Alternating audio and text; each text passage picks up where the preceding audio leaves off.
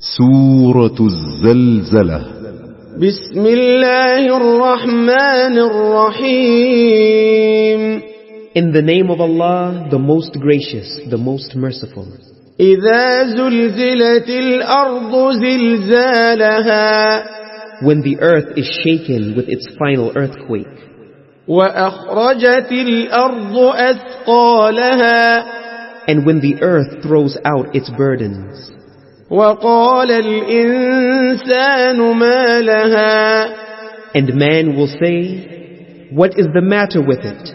يومئذ تحدث أخبارها That day it will declare its information.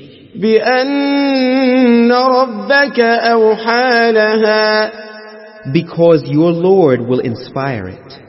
يومئذ يصدر الناس أشتاتا ليروا أعمالهم That day mankind will proceed in scattered groups that they may be shown their deeds.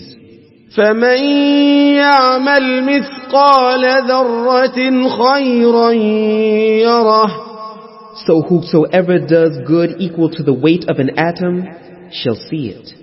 ومن يعمل مثقال ذرة شرا يره And whosoever does evil equal to the weight of an atom shall see it.